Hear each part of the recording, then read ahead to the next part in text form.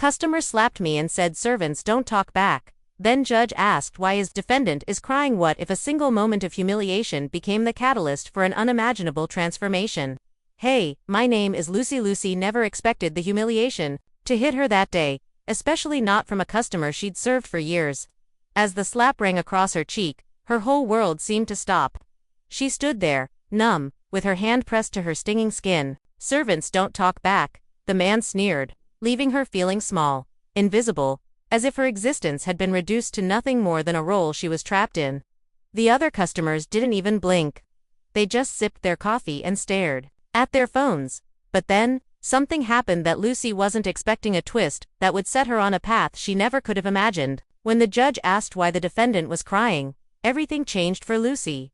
Her anger and hurt were no longer silent. The raw emotion that had festered for so long in her heart was about to have its day. What happens when humiliation doesn't break you but instead ignites a fire? This is the beginning of Lucy's journey, a woman pushed to the edge, finally standing up for herself in a world that has long ignored her. She doesn't know what comes next, but one thing is clear: her life will never be the same again. It's funny how the smallest betrayals can linger in your heart, aren't they? Sometimes, they're the things you don't even realize are wounds until they start to fester, and by then, the pain is so deep it feels impossible to untangle.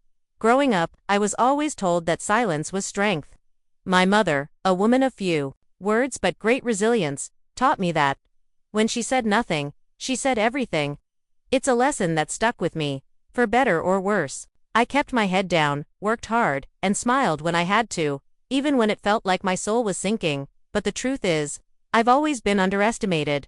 People think because I'm quiet, because I've lived most of my life in the background, that I don't matter. The quiet ones are easy to ignore, especially in a place like the diner. It's easy for people to look at you as just a cog in a machine, a face they see but never truly see. I remember every customer who treated me like I was nothing more than the woman refilling their coffee, and every time they'd leave their tip pennies or loose change, as if I wasn't worthy of more, I would just smile. Tell myself it wasn't worth getting upset over, and clean up their mess. It wasn't the big moments of betrayal that hurt the most. It was those small, constant reminders that I was invisible, that my worth was tied to how well I could serve others. And then there was Tom. I'm not talking about the regulars. No, Tom was different. He was my father. A man I watched destroy himself every day. I thought I could fix him, you know? I thought if I just loved him enough, if I just tried harder, he would see that he wasn't alone. But no matter how many nights I spent worrying about him, no matter how many times I picked him up from a bar or begged him to stay clean, he was always slipping away from me. It's as though he was drowning and I couldn't pull him to safety. I tried to shield myself from the pain, but I always carried it like a shadow at my heels. I used to think it was normal. This sadness, this resignation. I thought I could bury it, keep it hidden under the surface while I put on a brave face at work. But the cracks started showing. And they showed in the way my hands trembled as I served customers, in the hollow feeling I had when I went to bed at night.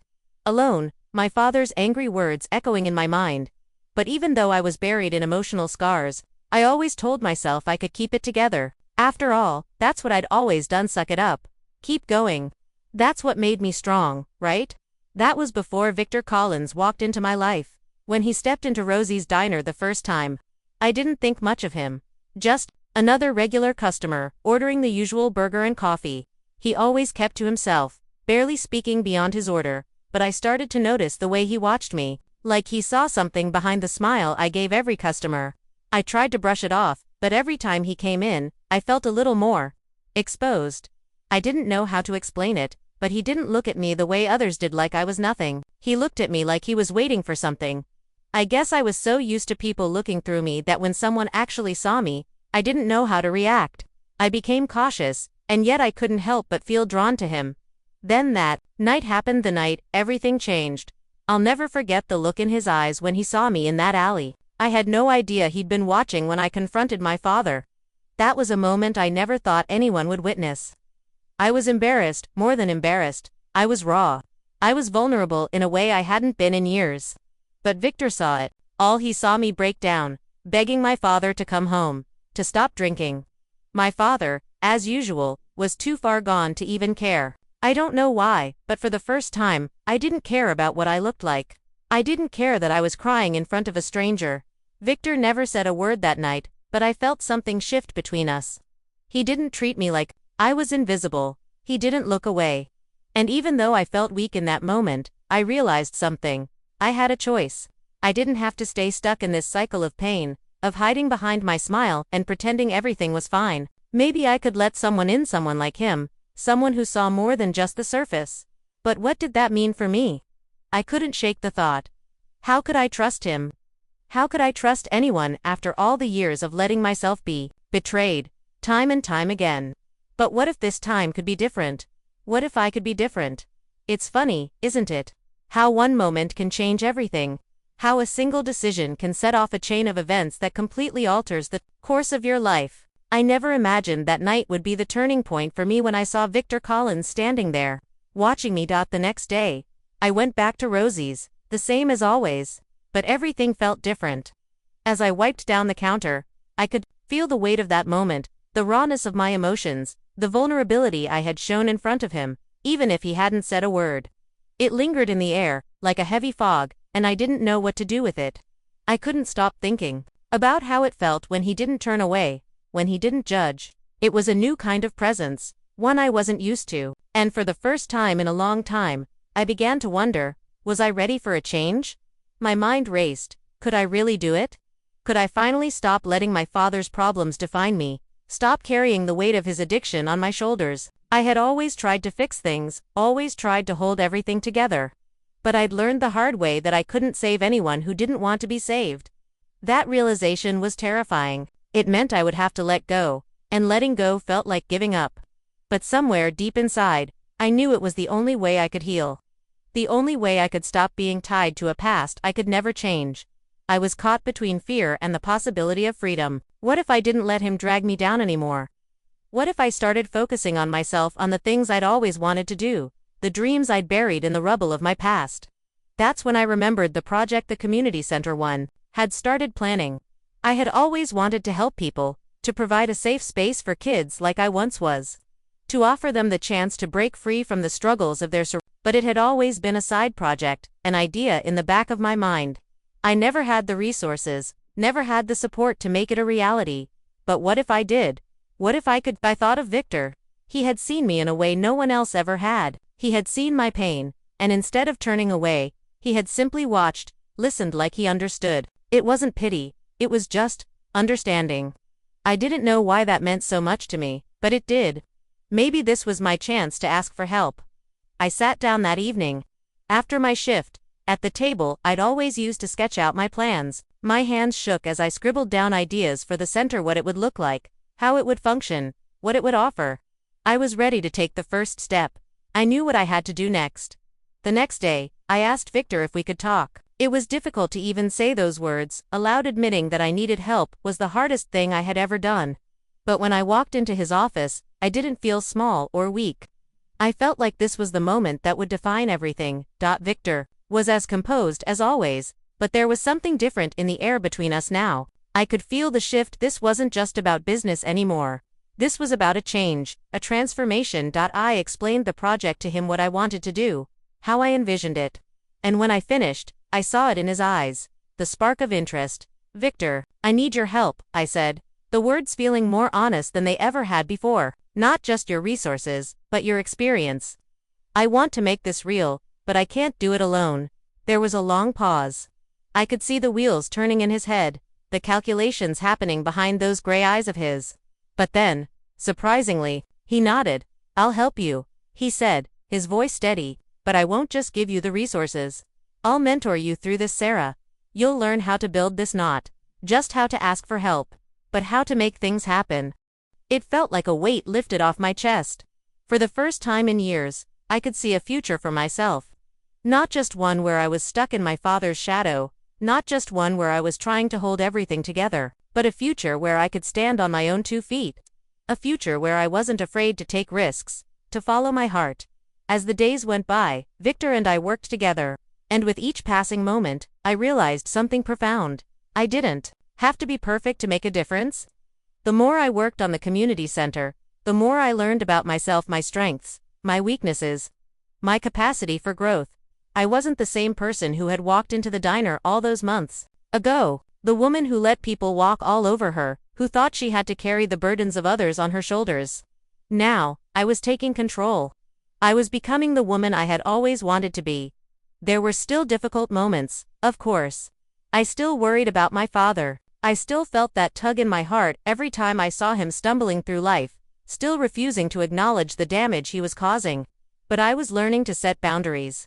I was learning that my peace was just as important as his recovery. Maybe, just maybe, if I found peace, he might too. But for now, I had a project. I had a dream. And I was finally allowing myself to believe that I could make it happen. I didn't want to think of it as revenge, but in many ways, that's exactly what it was. A part of me wanted to believe that I was simply trying to help, that this was a fresh start. But as I looked at the plans for the community center on the table, I couldn't deny that there was a sense of vindication that came with this. I was, finally, doing something for myself.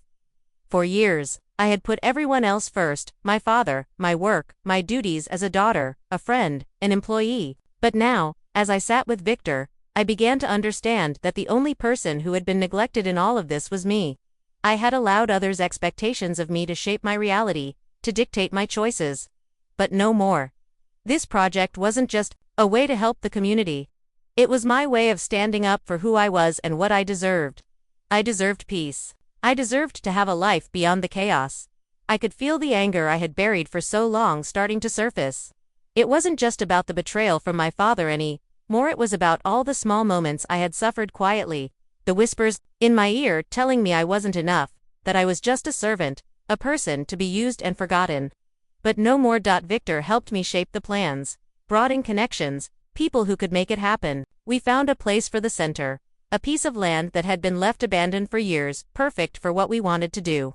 It wasn't the best area in town, but it didn't need to be.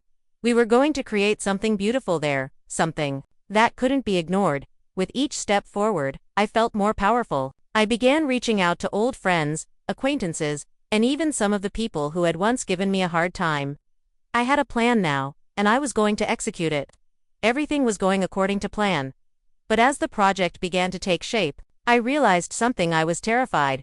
Victor had taken me under his wing, showing me the ropes, teaching me how to navigate a world that I had never truly been a part of. And it was working.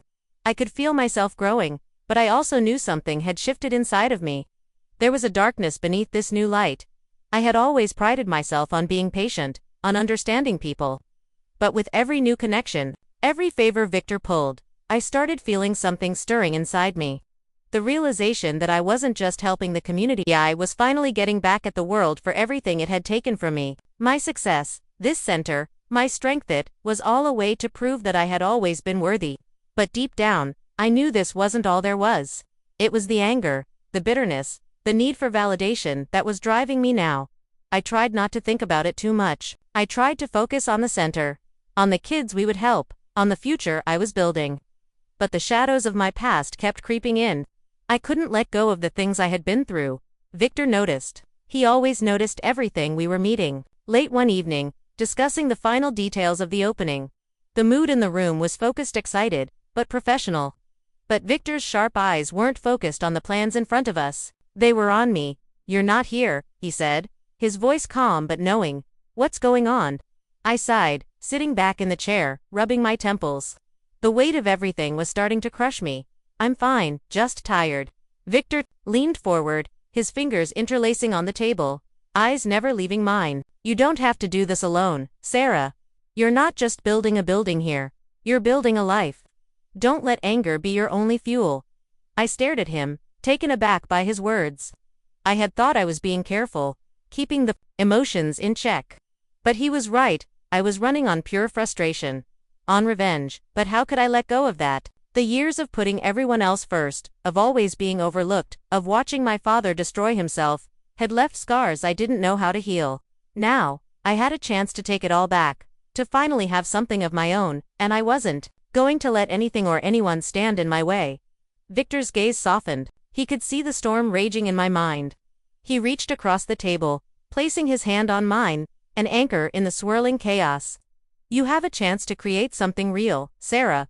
But you can't build it on a foundation of bitterness.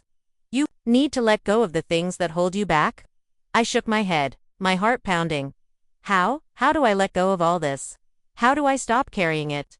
That night, I went home, lying in bed staring at the ceiling, the weight of his words sinking deeper with each passing minute. How do I let go?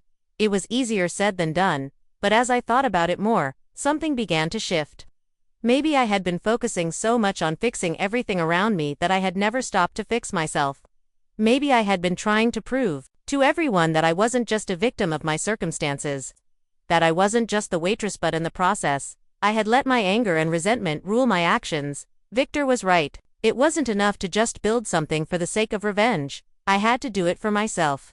For the future I deserved, not the past that haunted me. I knew there was still more work to be done. But for the first time in a long while, I could see a future ahead of me that wasn't about the shadows of what I had endured. It was about the light of what I could become. The days leading up to the grand opening of the community center felt like a whirlwind. The excitement, the nerves, the anticipation, it all built to a crescendo, and yet there was still an undercurrent of unsettling tension within me. I had promised myself that this would be different, that I was creating something for myself, for the future, but that nagging feeling, the one I had tried to bury, kept rising up, reminding me of who I used to be, of the pain I had carried for so long. The community center wasn't just a place. It was a statement. I wasn't just opening doors for Kudza, was opening doors for myself, reclaiming my life, my story. But it wasn't only about that anymore. The bitterness had consumed me, and in the quiet moments, when I sat alone with my thoughts, I could feel it pulling at me, urging me to confront the people who had wronged me, and that meant confronting my father. It had been weeks since I'd last seen him, and even then, the encounter had been brief, cold, awkward. He had promised to get sober, to try. But promises were all I had left from him. He hadn't changed. That night, I decided I couldn't wait anymore.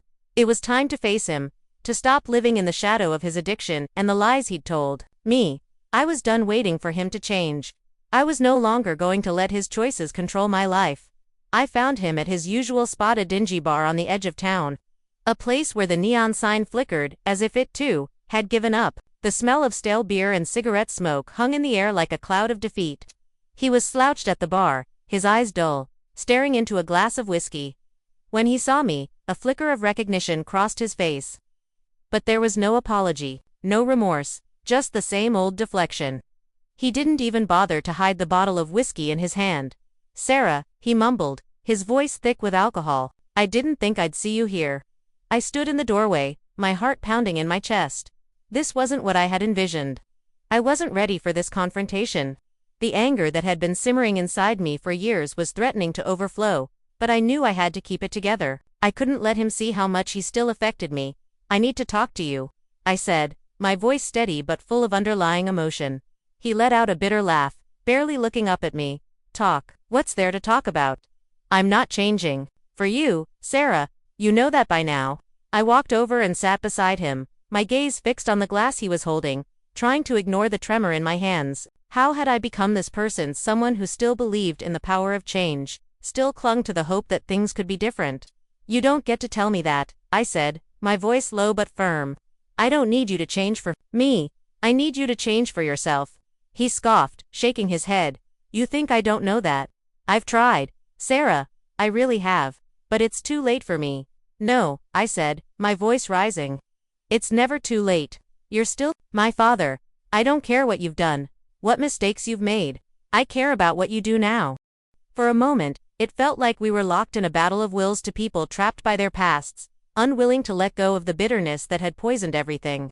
But I couldn't stay in this toxic place any longer. I had to take control. "I'm opening a community center, Dad," I said, my words sharp, purposeful. "It's for kids who need guidance, for people who need a chance, and I'm going to do it without you." He blinked, the words cutting through his haze. "What?" "I'm doing it because I have to. I can't keep waiting for you to get sober. I can't keep putting my life on hold for you. You're not a victim here. You're making a choice every day." His face faltered for a moment, and, for the briefest second, I saw something regret, but then it passed, and he was back to his old self. "You think you can do this without me?" he slurred. "You think you're better than me now." "I'm not better than you, Dad," I said, shaking my head. "But I'm better than this." And that's when it hit me. I was free. I had freed myself from the expectations, from the cycles of disappointment. It was so hard to let go of the idea that I could fix him. But I had to. I had to stop giving him the power to keep dragging me down with him. The opening day of the community center came and went, and with it came an overwhelming sense of accomplishment. The kids flooded the building, their laughter and energy filling every corner, every room. It was everything I had hoped for. A place where dreams could grow, where lives could be changed. Not just for them, but for me too.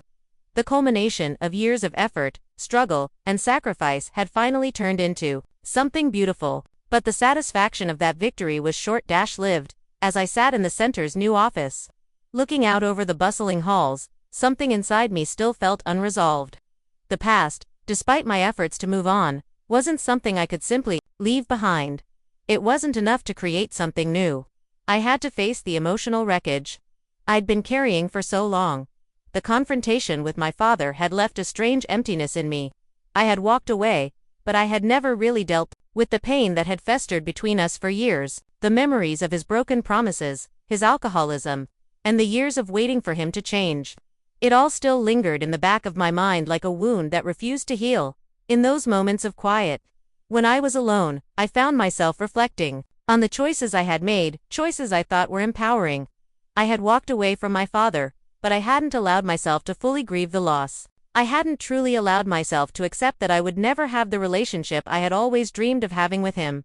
Victor had been there every step of the way, supporting me through this journey, but even he couldn't fill that gap. He understood my ambition, my drive, but he couldn't understand the emotional complexities I was facing. We had been working on the community center together, but in those quiet moments, I realized I hadn't been completely honest with him or with myself. I had been so focused on the project, on building something, that I hadn't taken the time to truly process everything that had happened in my life. One evening, after a long day of meetings and planning, I found myself standing by the center's windows, staring at the city lights below. It was peaceful here. The chaos of my past seemed so far away, like a distant storm I had weathered long ago. But the storm still lingered inside me, quietly eroding the peace I had worked so hard to find. That was when I heard the soft click of the door behind me. "Victor, you okay?" His voice was gentle, but there was an underlying concern that I couldn't ignore. I didn't turn around. "I don't know," I said quietly. I thought everything would be different once the center was open. That it would fix everything." "It doesn't work like that," he said, stepping into the room. "Sometimes, the hardest part is the aftermath, the quiet when the excitement fades." His words hit me harder than I expected. I had been chasing a dream, but the dream wasn't enough. What I needed wasn't more success, more achievements. What I needed was healing. Real healing, not just the illusion of it. We stood in silence for a while, and for the first time in a long time, I let the tears come. Not for the center, not for the future, but for the broken pieces of my past that I had never fully dealt with. The years of neglect, of loss, of love that was never returned in the way I had hoped. Victor didn't say anything. He just stood beside me, a quiet presence, offering the one thing I had never allowed myself to receive: understanding.